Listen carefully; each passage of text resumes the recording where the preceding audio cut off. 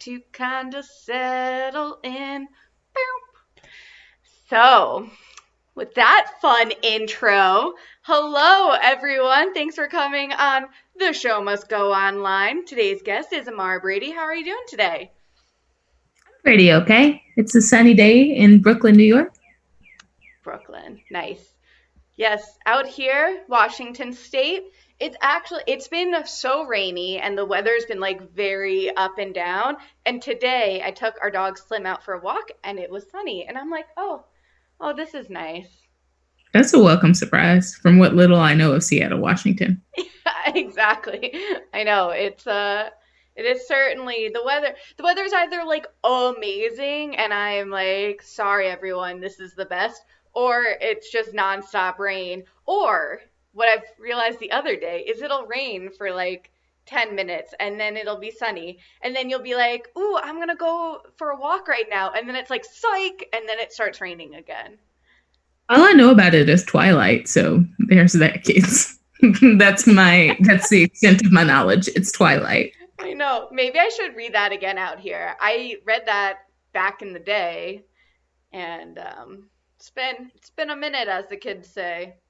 I really loved vampires. I read all of Twilight and then I read all of Vampire Diaries before it was a series. Oh, nice. Which do you like more? There was a character in Vampire Diaries named Amara. She dies very swiftly, but there was a character who had my name, which I thought was pretty cool. Yeah. But I do love Robert Pattinson. He has a special place in my heart. I think he's so weird. I love him. I know. And isn't he supposed to be Batman coming up? Yeah, he's just a long, weird white man. I'm into that. He was dating FKA Twigs for a period of time. I was like, okay, I see you.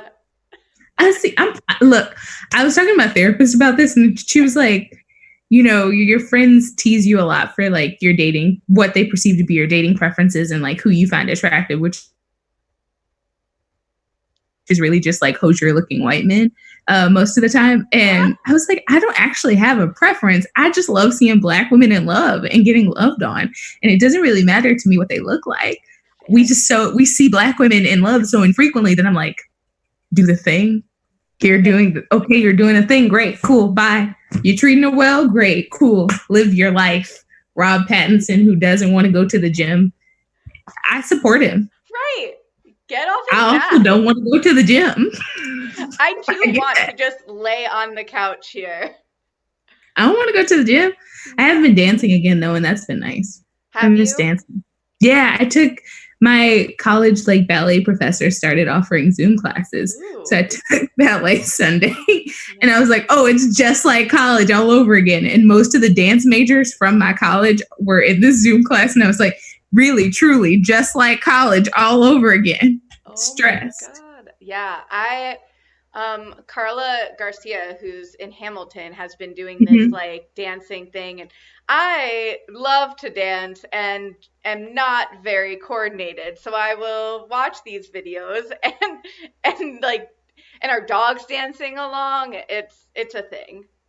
I love Gallon Hooks. She does like a session every Sunday too. I think she's really cool. Cool. To check it out. I guess when you're here in your own place dancing like a fool, it don't matter who's watching. No, I did a whole like movement jam session to Hosier last week. I really love Hosier a lot. And it wasn't like I prepped for this or anything. It was very spontaneous, but I was like, who gonna stop me? Who gonna check me, boo? Nobody, because it's me by myself in my room. Yes. It's truly they'll like dance like nobody's watching because nobody's watching.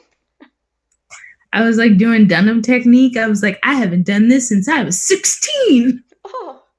I'm no longer 16 for those who are watching. Same. Damn. What a time. What a time to be an adult. Adult. What is adulting? I don't know. Couldn't tell you. Feel that. And for everyone watching at home, I see you, Lisa, commenting, hey. And also commented, yes. And I'm not sure if that was to like the dancing or the not going to the gym or like to how fine, Robert Pattinson is.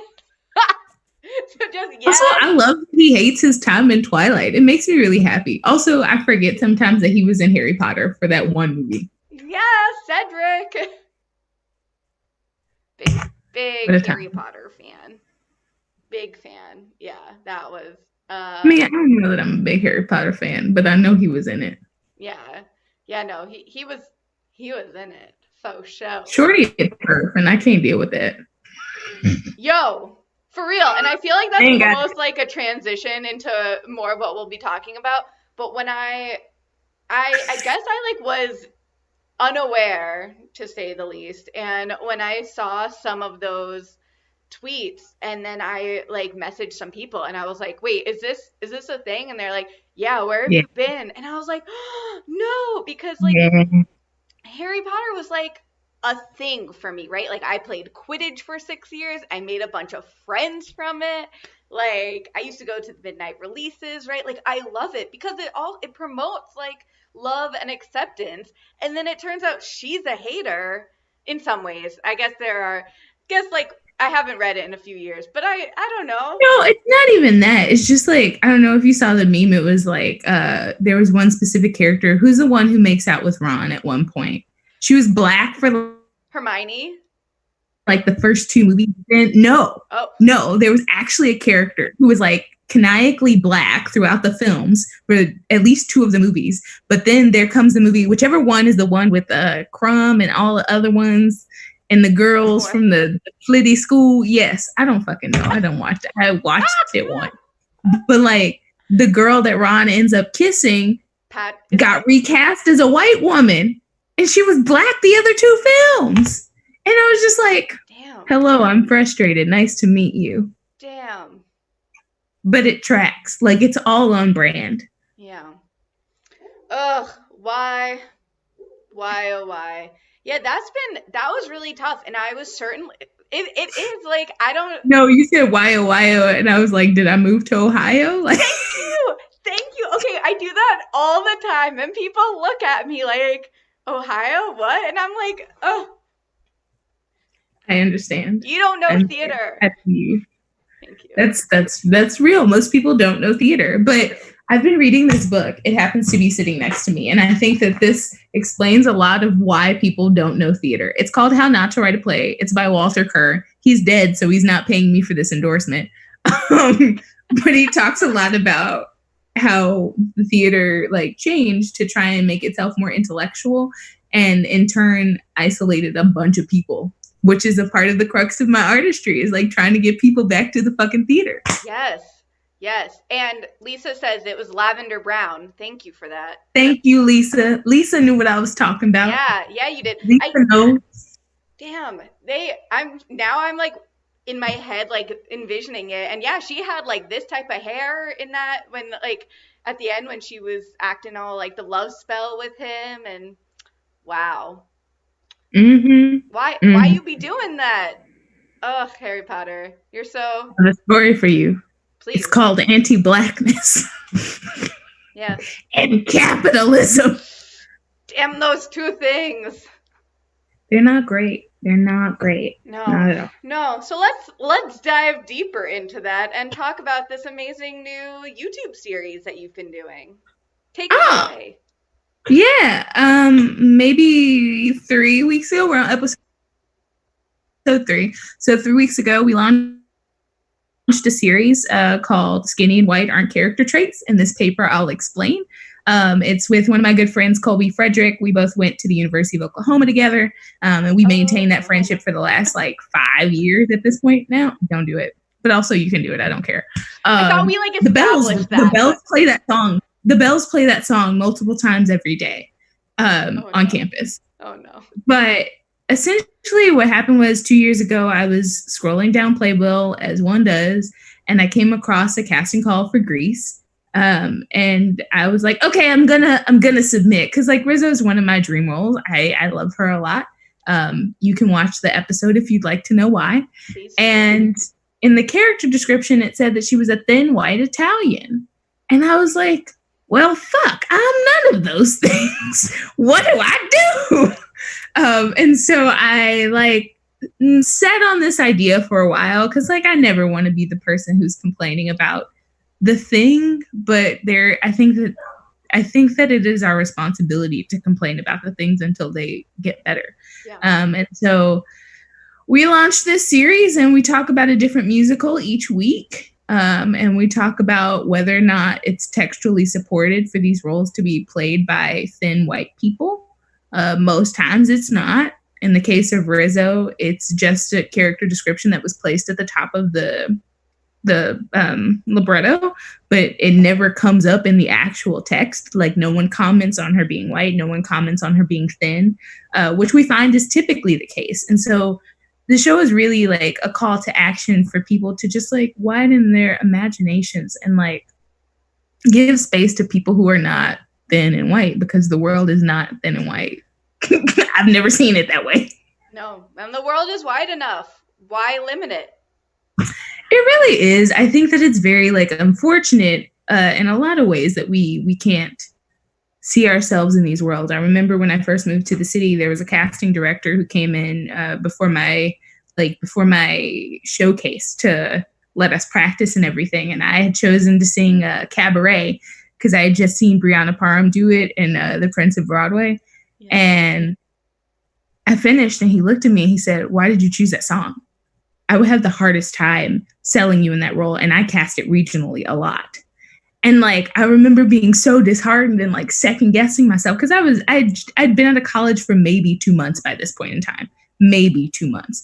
I just moved to the city, and to have somebody tell me that like, you can't do this thing because of the way you look, no, which was just reaffirming everything that I had experienced in college. I was just like, oh, maybe they were right. Maybe I'm fighting for the wrong things, and maybe I shouldn't be here.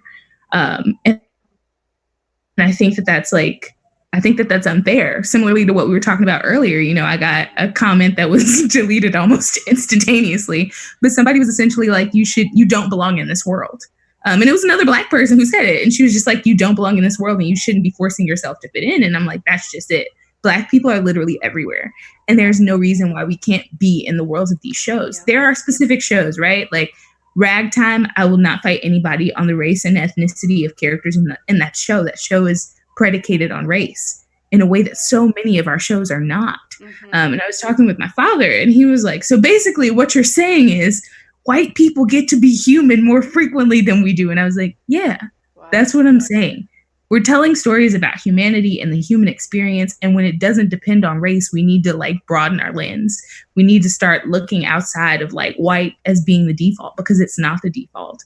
And I get that that was like an issue. That was a thing that was happening. But especially as long as like these are the shows that we're producing, as long as we are consistently producing Grease, The Sound of Music, Legally Blonde, Mamma Mia, the list goes on and on. As long as these are the shows that we're producing, we cannot limit it to white people. We cannot limit it to cis, skinny, white people. That's not the thing that we should do.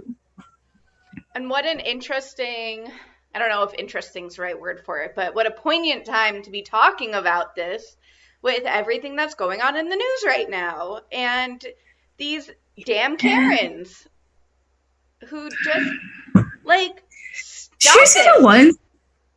There's a group of them who like were protesting wearing masks in a grocery store. So they walked in and the people in the grocery store were like, hey, you can't be in here because you don't have masks. There's like 5 of them. So they stopped and they pulled off their underwear to wear their underwear on their face as masks in protest.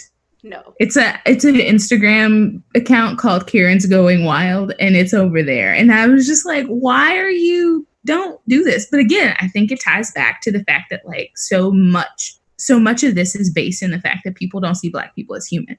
And I think that can totally be attributed to slavery and the fact that we're living in the aftermath of enslavement.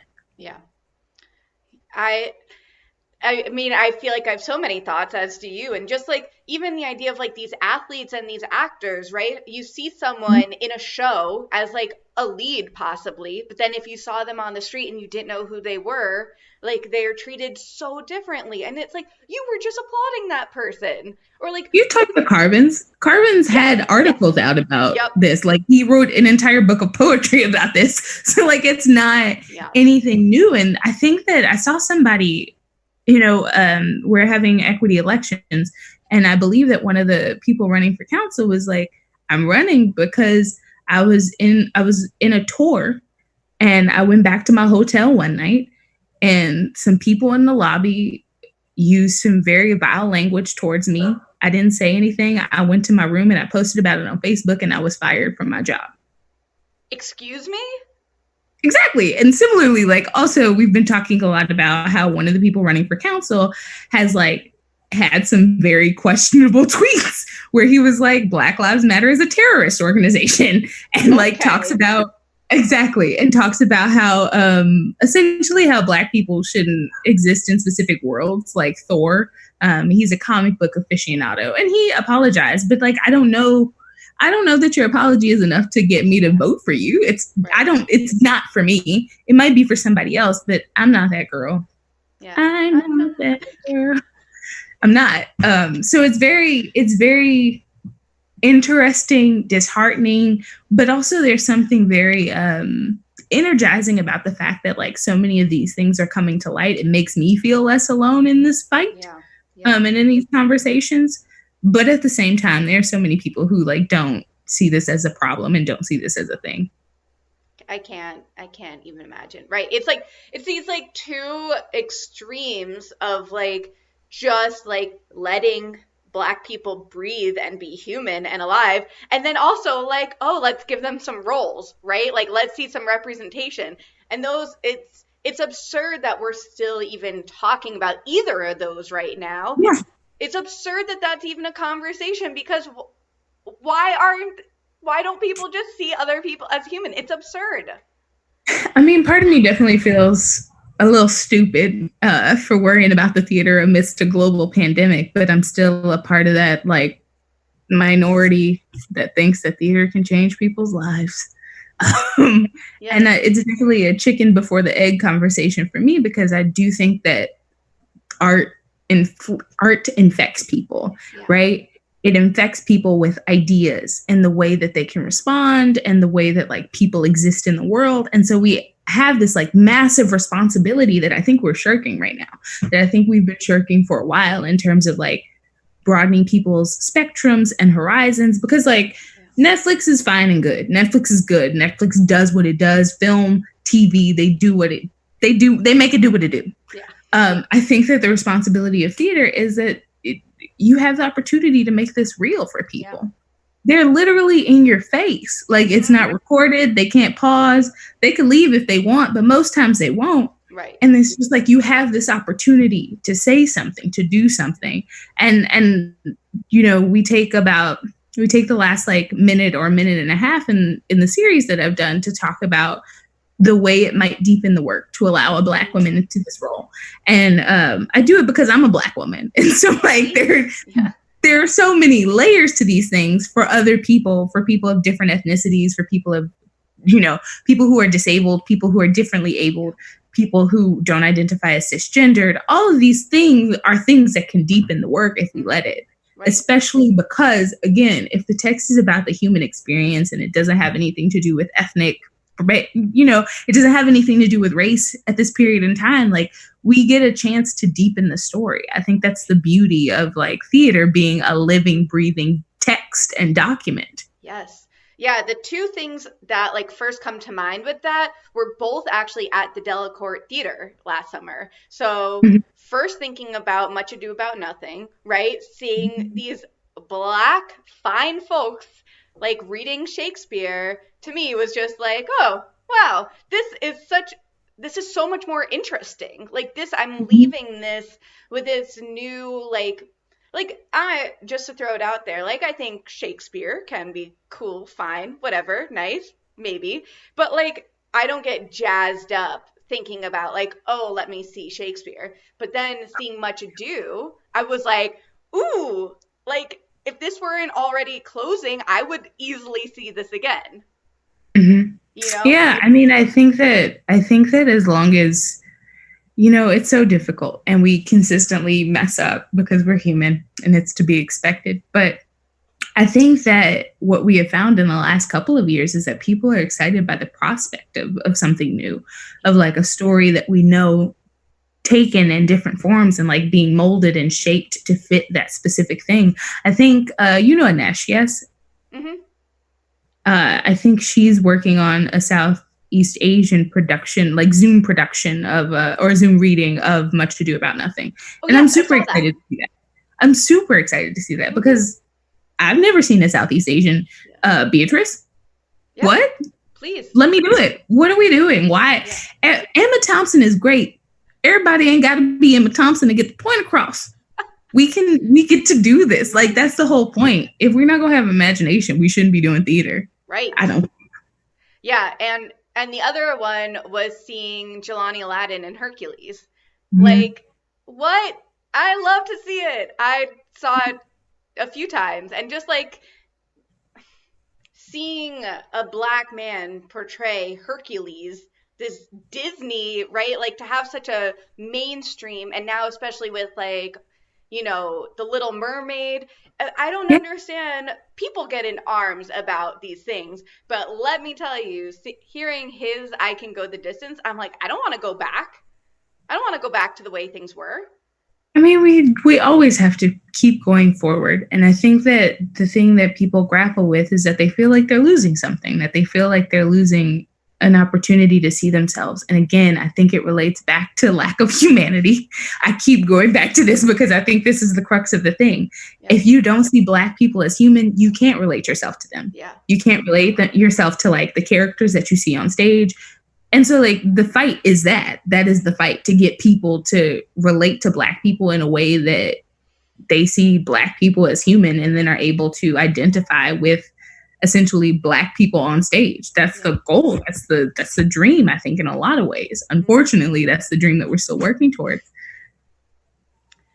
Lisa and Ashley are commenting like back and forth, being like, yes, like you are their favorite person. I'm so happy you're on right now. You are amazing. We all know that. I like being people's favorite person. Yeah. It hurts my feelings when I'm not, but not really. Sometimes it does. I feel like, okay, wait, we'll get back to this in a second, but I'm thinking about the first day we met, and I'm pretty sure this is the first moment. Correct me if I'm wrong, my memory is not always the best, but I remember we were at Broadway buskers in Times Square, and you were wearing, you had this, was it? Like you had this floral like headband, and I was like, I need to talk to this person, but I don't think I actually like worked up the courage until I saw you at Joe's Pub that night. The same night, yeah. And like I saw you on the steps. I think I thought we met at like the flea market, but you're right. You're completely right. Yeah, no, I don't remember what we saw at Joe's Pub. I don't.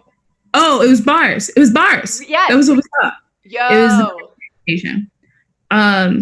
Yeah, I wear flowers in my hair frequently. Half the time I think I'm Billie Holiday. The other half I think I'm Persephone. Ooh, would love to see that. I don't know. I really want to. Do you read Lore Olympus on Webtoons? No, but maybe I should. You should read it. It's really good. And it got picked up for an animated series. And I'm like, can I be the voice of Persephone, please? I'll be really good. She's a really cute little pink fairy. Got it. I just really love Persephone a lot.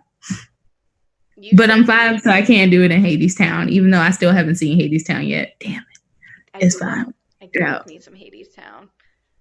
Very much.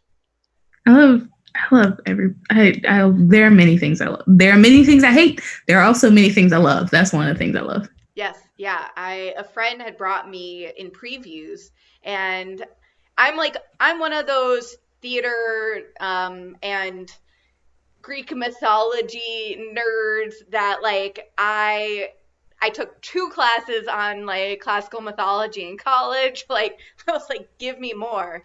And oh my God. It's funny to think like I've only seen it once, because I understand like a lot of people haven't seen it at all, and there are many shows that I haven't seen yet. But I talk about Hadestown so much, and I listen to it so much, especially right now. Ooh, those lines hit so different.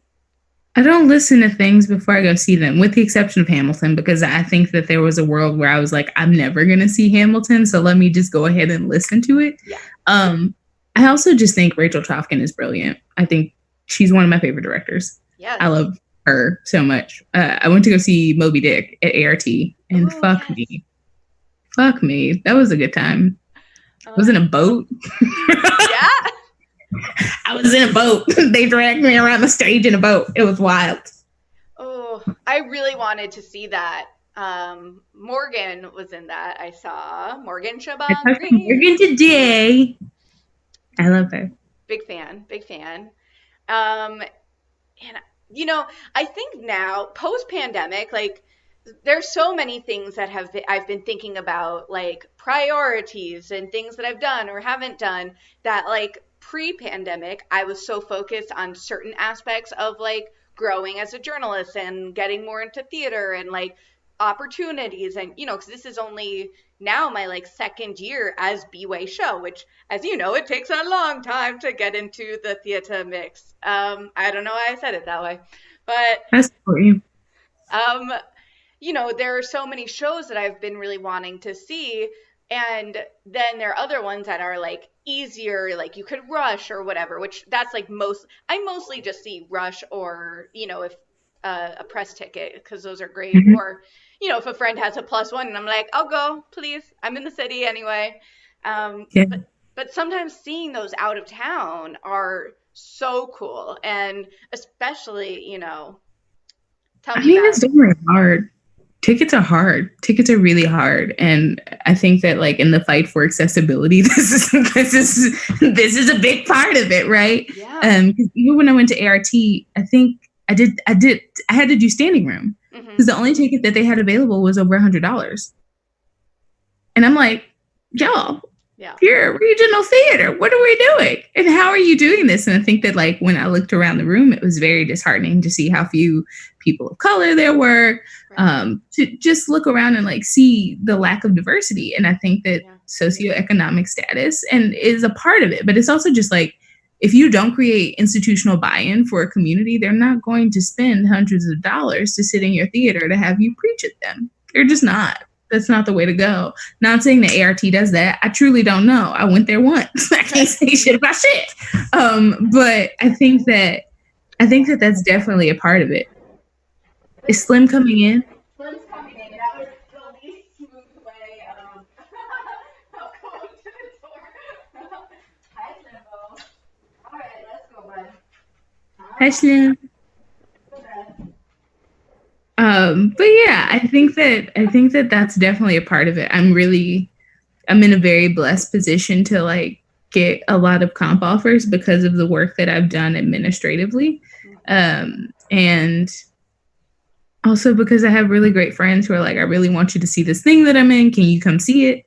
And I'm grateful for that. But it's also just like, I know how privileged I am to not, like, I see over 100 shows a year. And that's been that way since Wow. I moved about 3 years ago now. Amazing. And most of the times I don't pay for those shows. Yeah. I know, and it's tough also to pay for a show when if you have a different show you could see for free, right? Like if there's like I could see this show, which a lot of people are saying I should, but also there's like this maybe like an off-Broadway show. Look, some of my favorite work last year was off Broadway. Like, Mhm. and way more diverse, I might add. No, but I mean, I think most of the things that I go see are off Broadway. Most of the things that I pay for are by Black people. It's Mm, just the way that my world works. I know that I have limited funding, and so I am much like. I remember one of my favorite shows that I've ever seen. I think it was my first year, was Sinking Ink. mm, Sinking Ink is a beautiful fucking show. wow. It's ridiculous and it's brilliant. And I paid to see it twice. I Yeah. don't go see shows more than once because I don't have the time. I don't think that I can. Most times, I don't think that I can sacrifice my time. But I wanted to see that show twice, and it ends with like a fucking cipher, like a live cipher. Wow. It's so Oh, good. It's so good. wow. I'm gonna have to check that out. Is there anything on It's YouTube? so Do you good. know? I don't know. They had a concert at Joe's Pub, I think 2018. Don't quote me. Carrie Young is in it. I don't want to mispronounce his name. Sangu wrote it. A bunch of other people, brilliant people, were just like DJ. Oh, Check so it out, good. yo. It's so good. It's so good. Yeah, I also feel like this year I've gotten into like Joe's Pub and other type of shows like that more, which I never, growing up, like I grew up in New York, but I really only knew about like Broadway, right? Like I saw 13 the musical and Wicked and like whatever I could get a student rush for. Basically, like that's how I saw shows. Whatever had a student rush or a normal rush. My friends and I would go like box office to box office and be like, "Do you got anything today?" "Nope." "Okay, bye." And then we'd like, "Oh, Spring Awakening, thanks." Like that was like how I did things. And now it's so cool to see the larger aspects of the theater community. My dad is from Long Island, and so I used to spend my summers there. But I didn't see my first like Broadway show until I was about 14. I think that sounds right. And the first two I saw were Memphis and Sister Act. And I was forever changed. And then like I think I started coming more consistently when I got to college because nobody could stop me. It was like, oh, Amara's going to spend her spring break in New York City staying at a hostel. Sounds on brand. Great. Yes. And I think that like when I turned 21, I wanted my first show to be Once, but they closed January of the year I turned 21. No.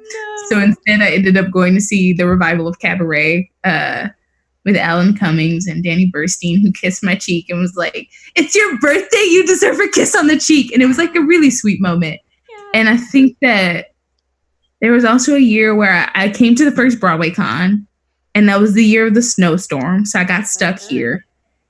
And I ended up seeing closing night of Deaf Awakening, which was so wild. Jealous.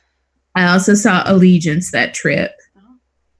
I can't remember what else I saw, but I remember those being formative. And then like my grandmother, I was talking to her about going to New York, I think the year I went to Broadway Con, and she was like, "I want to go see Gin Game. So we're going to go see Gin Game." So we bought like we bought plane tickets because I'm from Chicago. So we bought plane tickets from Chicago to New York, and we went to go see James Earl Jones and Cicely Tyson in Gin Game.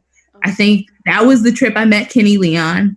He was like sitting in a European cafe. This was when he was working on Smart People by Lydia Diamond with like Tessa Thompson and all those people. And he sat there and he like talked to us for an hour and like gave some really insightful stuff. I have like, I moved. I normally have papers everywhere. I keep all of the letters that people write me, all of like the thank you letters and everything. But I also have a sheet of paper that has like quotes that I think are formative to me.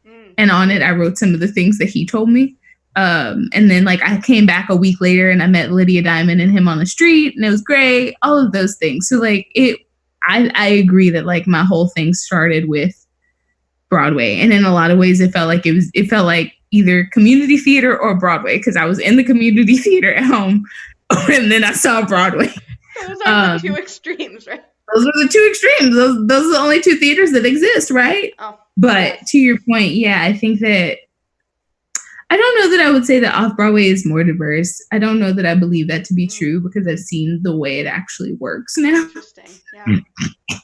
Yeah, you're on a different side of it than me, for sure. I mean, and we've talked a lot about the way, I don't know if accessibility is the right word here, but we've talked a lot about how specific theaters will do shows written by people of color, by non-cisgendered people, by disabled people on like their secondary stage and not their main stage, because they don't think that those writers will sell out their main stage. And how almost gaslighting that is. Yeah. Because it's like, we're going to give you this thing, but we're not going to give you the support that you believe that you should have.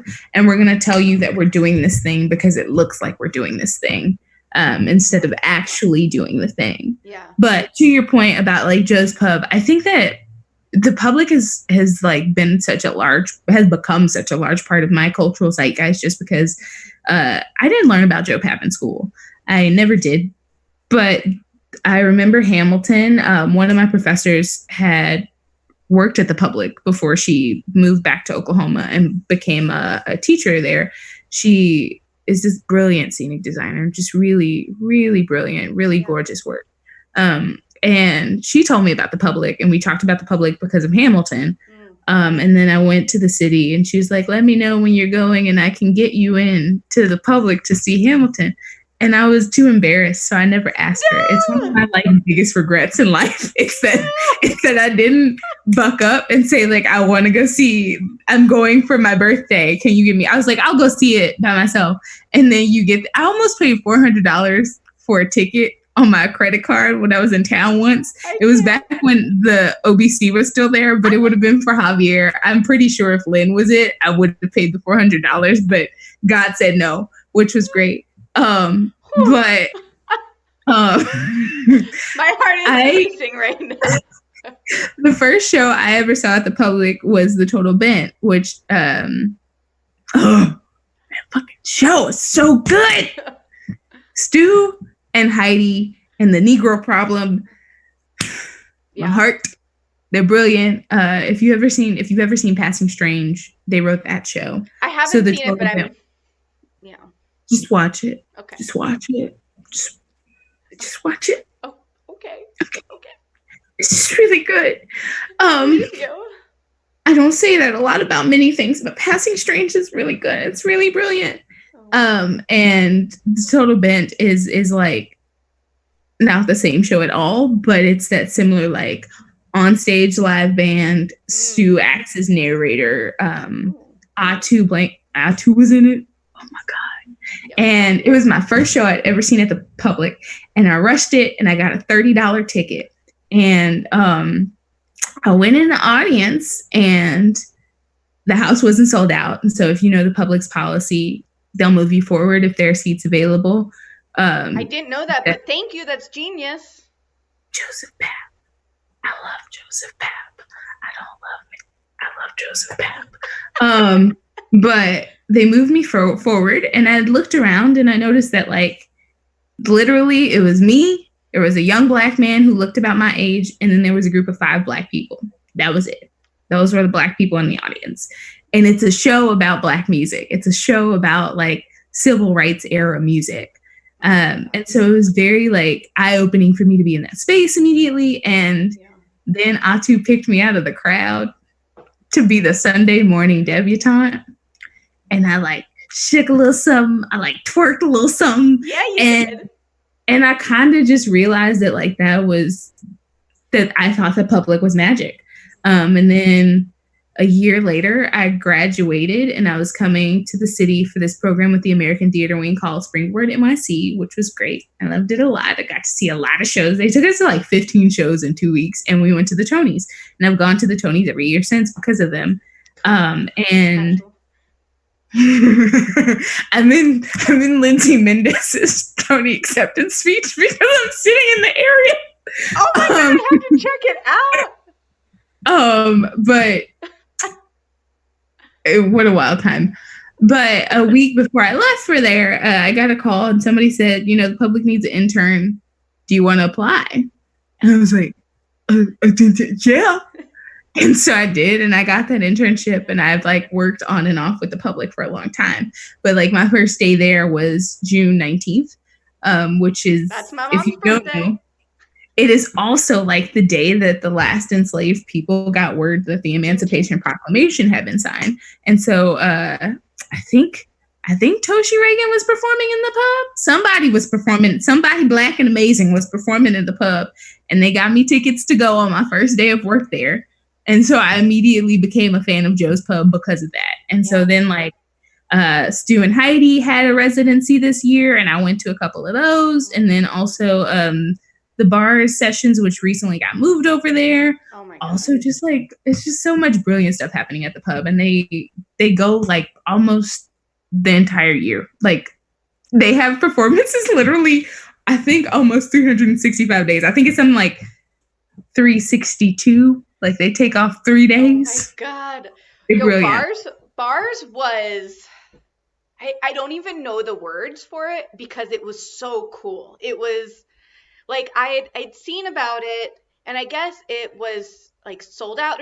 There was some reason that I saw about it, but I like couldn't get tickets. And then I was at Broadway Buskers, and I saw a tweet from Rafa that was like, if you can get to Joe's Pub in like an hour, DM me your name. And so I was like, I can. And so I like messaged him, and then like a friend came, and like we were there with like Sarah Kay was at our table. It was just like, it was a thing, right? It was crazy. And to see David and Rafa and Sarah like pay it forward with these amazing, amazing people. It was so great. David is such a good egg. We met at a concert in Oklahoma City. Really? Like, Clipping was performing, and I got into a really bad car accident my senior year. And so an 18-wheeler like knocked me off of a highway into a ditch. So I didn't have a car. You're alive. I am too. I walked away with I just had a burn across my chest where the seatbelt was. But I was like, I don't know how we get into Oklahoma City, but I need to go because Clipping is performing. And so we went, and then it was like, we danced, and then it was like us and maybe, I feel like 30 people stood around waiting on him. And he came out and he took pictures with all of us, and we introduced ourselves to each other. And I was like, I'm going to be in New York. I'm going to move. I'm going to see you. And he's like, oh, really? And I was like, yeah. And then, once I was back in the city and everything, I was at the Public nonstop because intern life. Yay. They paid me $25 a day, y'all. That practice is thankfully stopped, but still. And we talked, and he was like, oh yeah, I remember you. I don't know why I remember you, but yeah, I remember you. And that was great. And I think that he's a really good human. And I think that Bars is a really amazing program. Yeah. I'm curious to see if they transition at all online, because I think it'll be sad that it's gone. But it is very much like a in the space type of thing. I think they curate really brilliant people. I love Arya. If you know Pigpen Theater Co., he was in the cohort like 3 years ago. Cool. I think that his work is really brilliant. Carbons, of course, came through Bars. I think my friend Ashley August was either like in his cohort or a year before, and she's really brilliant. I think really highly of that program. Yeah. Yeah. My boyfriend and I were supposed to see David for Clipping, and then it got canceled because of COVID, and I was so sad because I was really looking forward to it. And I met him after the Joseph Pat free preview of White Noise. Mm-hmm. Okay, Slim. You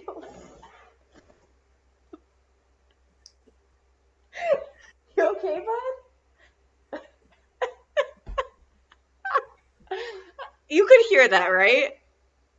I didn't, but I support you, whatever happened. He was like snorting almost, not sneezing, but like he just like he was like doing it as he was staring into my soul. And I'm like, Slim, I want to support you and help you out. Anyway, I saw David.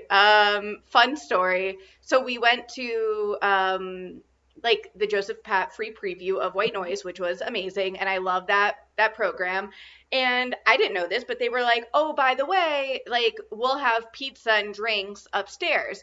So it was like, oh, okay. So we went upstairs, and David has a slice of pizza, and we're just chatting with him, like as he's eating pizza. And I'm like, this is so casual, guys. Guys, we're chatting with David, and he's eating pizza. And it was awesome. I love free previews. Yeah, they give you pizza and beer. It's a really good time. It's really sweet. Free theater, free pizza, and free beer. Hello. It's great. Yeah. Good time. So, okay, this hour is almost going so fast. And there are two things like that I wanted to specifically talk about. And I was going to, I wanted to talk about how you got into like the Joe Iconiston family, because I've seen you there. So go with that. I met Joe when I was about 21, 22. That same summer that I went to the public for the first time. It was a big summer for me.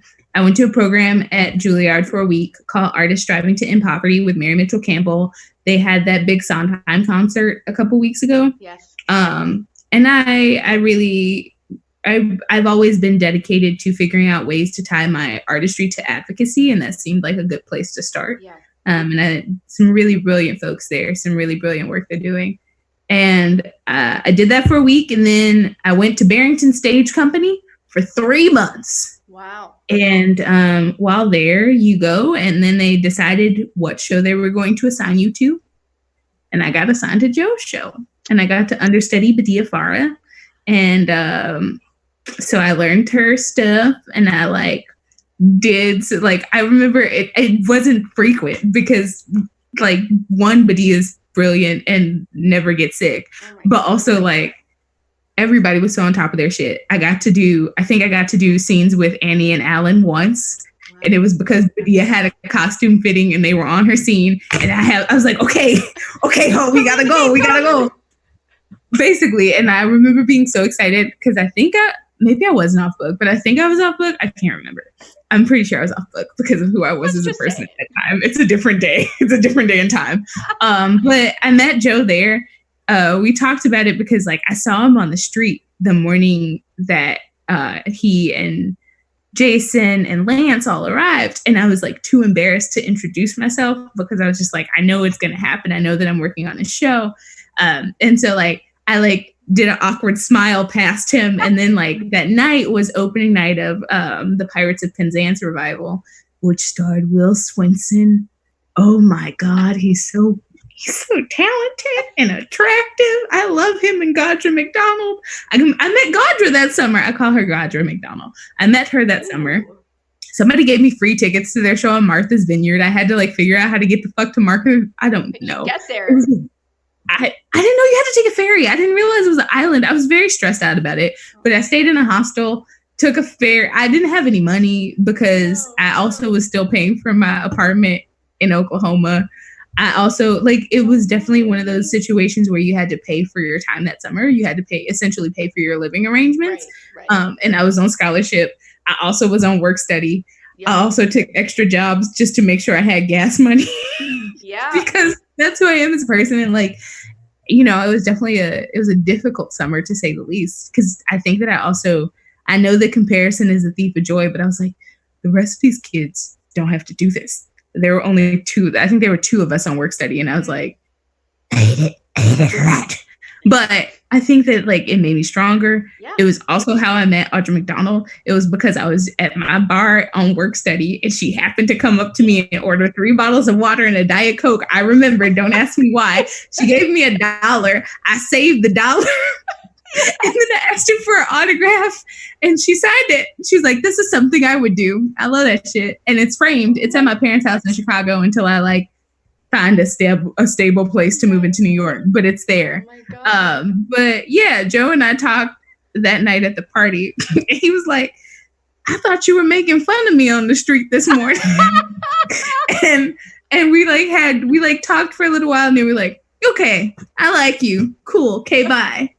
And that was the end of that. And I've been friends with Joe ever since. I met Lauren that same summer. I started singing backup for her when I moved to the city. So I graduated in 2017, and then did Christmas show 2017, did Christmas show 2018. So much fun. Did my first Jamboree last year, which was really fun. Yeah. Yeah. Yeah, if y'all haven't been to the Joe Iconis Christmas extravaganza, I think I said it right. It is so much fun. Oh my God. And you were like right there, and that's where the cover photo is from. The cover photo picture. And oh my God. And that time we almost missed the last train back to New York from Love and Hate Nation opening night. Stressful. Running for the train with the equipment. I was like, Shoshana, we gotta go. And I think I was interviewing Lauren last, if I remember correctly. Like I had interviewed basically everyone, and Lauren is such a sweetheart and was like, oh yeah, I can do it. And it was like, you get one question and then we gotta run. Oh my God. I was like, look, y'all, I can't be stranded here. We all can't sleep on Joe's floor. Like, no, I know. We can't do it. Oh my God. It's not possible. That was bonkers. Okay. It was fun. So that was fun. And now I would like to hear you sing for us, please. Okay. It's going to be the song. Please don't break your instrument. We won't talk about it. She's already mad at me. I bought a guitar at the top of pandemic, and I also have a keyboard, and I also have like a banjo and a violin and a kalimba. And so I don't play her as much as I used to when she was my only instrument. And so she feels already neglected. She does. She definitely does. But this song is called "Asking for the Moon." It's not in a musical. It's a standalone piece that I wrote for a commission by Ring of Keys for their Queering the Canon concert. It's inspired by 110 in the Shade and the story of the lesbian couple who ended up getting us marriage equality. You can't see this because she's on my thigh, but it's here. I'm playing the thing. All right, I'll see you on the other side of this. All right. I want what I think most people want. I want what they're scared to ask for. I want to live on the other side of fear. Don't listen to that. Just listen to me. Believe me. And believe what you see.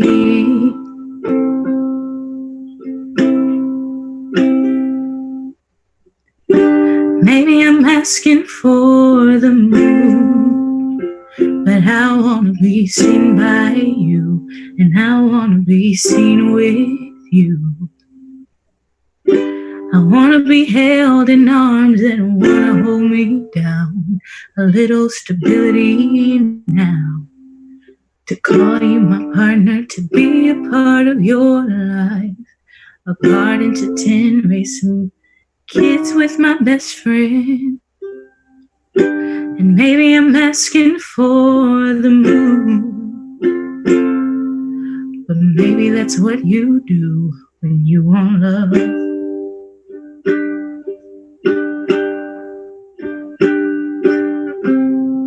I wanna give you the moon, give you something to look forward to.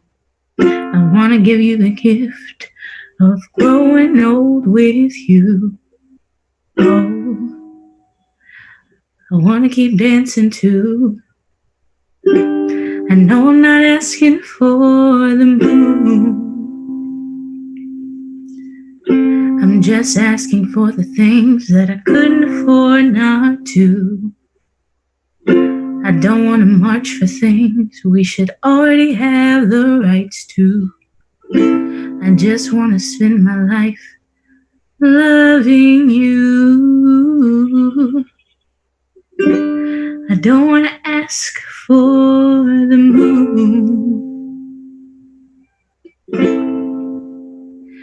I just want to love you. Love you. It is my right to love you.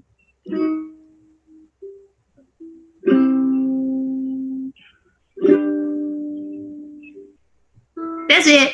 Yay! That's the song. Amazing! Oh, your voice is so angelic. You're so nice. I just speak the truth. Well, we were talking about it because I think that like this is weird, but my like songwriting debut was at Joe's Pub. Oh yeah. It was the Reclaiming Our Time concert for Musical Theater Factory when Morgan and I sang the song that I wrote. Yes. Called Melancholy Song. Yeah, I saw that on YouTube. Yeah. I was going through your videos. It was so great. I love it. I love that song. I'm really excited about finishing that show. Yeah. Because it's called The Wickedness of Men. I love songs for the end of the world. It's about a queer Black woman who's chosen to carry the second coming of the Christ child and defies God and tells him, hell no. Yo. Yeah. It's a time. Give that to us. If somebody gives me the money to write it, I will. Yes, please pay me that. Pay me. Yes, pay our artists. Me, you got in the theater for the money? No. Not but I about the still money, need to about pay the my money. rent. I How we know. gonna pay? How we gonna pay? Hey, How how we? we gonna pay? Thank you. How we gonna pay this Last year's year's rent, rent? Yeah, last year's last. rent, next year's rent, this year's rent, all the rents. True, true. Speak the truth. Uh, Lisa is saying, "Oof, this hits deep." Ashley is like, "This is gorgeous." All in Oh, caps. that's so nice. You Thank you. are you are feeling the love. You are I giving it feel it. out. We are giving it back. Thank you. Thank you. Yes, yes. Wow, this was amazing. I feel like, sometimes I write down like all of these notes of like, oh, well, if I can't think of what to talk about, here's like a backup. Or if we can't, and then this is like, oh, it is 56 right now. This is amazing.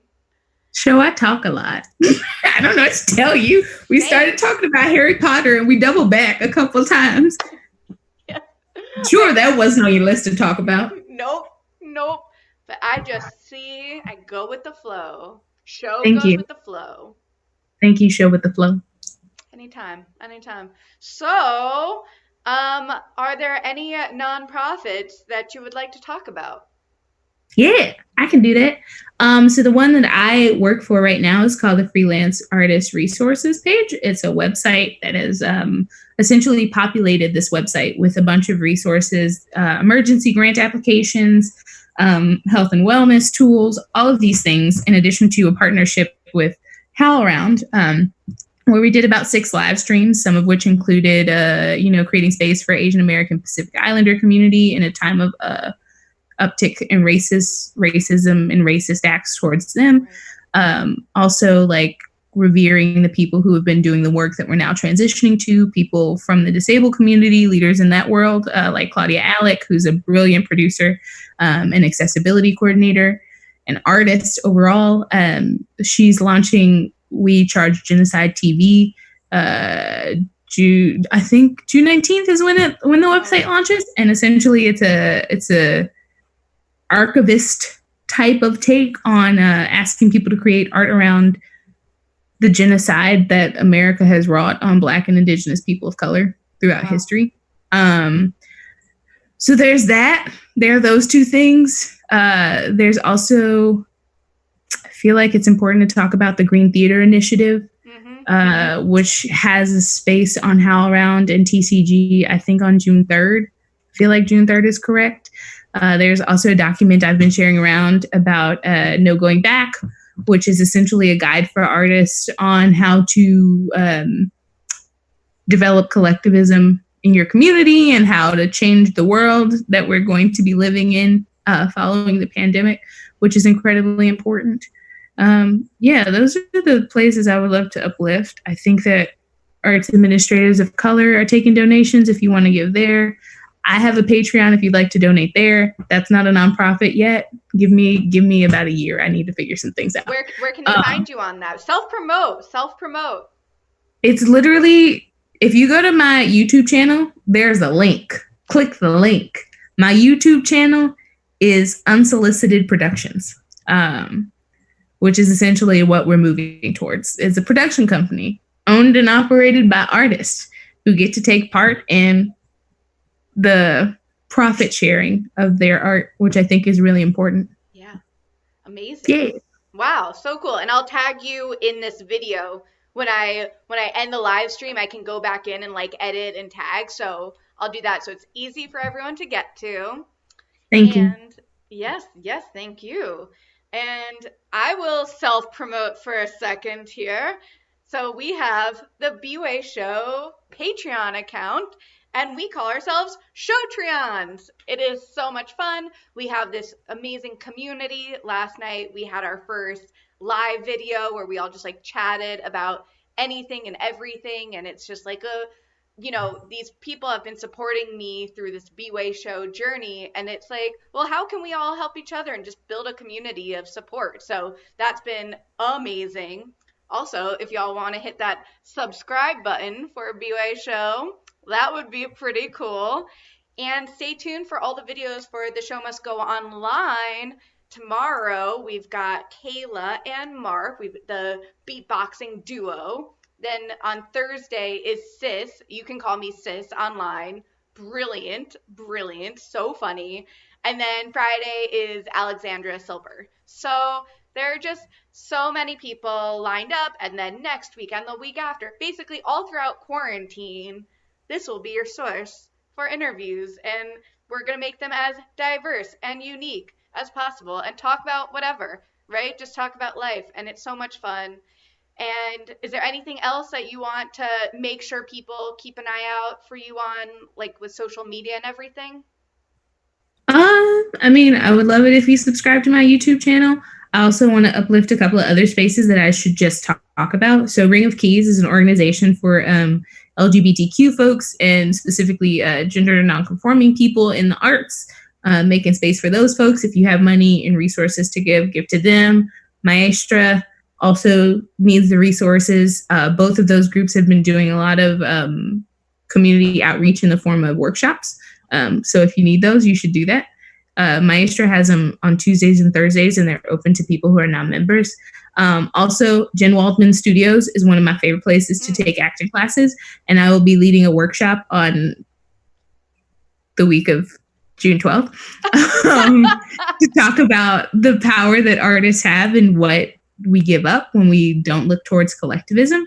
Was that all the things? And then just once again, this video series you're doing might be a good time to promote. Oh, yeah. Please tune in to Skinny and White Earn Character Traits in this paper. I'll explain.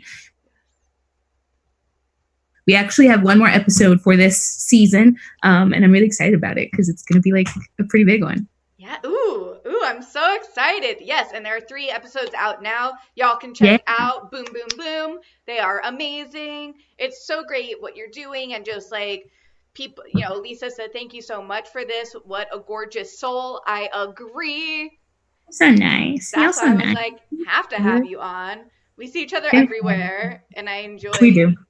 I enjoy you so much, and thank you. Can't wait to see you in real life again, kid. Yes. I miss you. Okay, I'm done. That was my Color Purple shout out. I love the Color Purple. Oh, I wish I could have seen it. Quick side note, there's so many musicals in like that time span where I was either at Maryland for college or being a reporter in West Texas, and I just missed a lot, I mean, I didn't want to see it. That's what's wild. Because I had seen the original production before. Like, I saw the touring version. I was like, oh, this ain't for me, and I don't like it. Yeah. And then I saw it, and I wept. And I was like, and Kyle Scatliff looked at me from the stage, and then that was a whole, like, I felt so seen because somebody actually saw me, and I was in the balcony. It didn't make any sense. Ooh, that's amazing. But yeah, I like him too. He's a good egg. He's a good human. Yes. Walked up to him on the street too. Don't be me, kids. Don't creep people out. Don't do it. Do something different. Just smile and wave. Smile and wave. Smile and wave, boys. Smile and wave. Smile and wave. And on that, we will Madagascar. Goodbye. Thank y'all. Thank y'all. Bye. Bye. Ending now.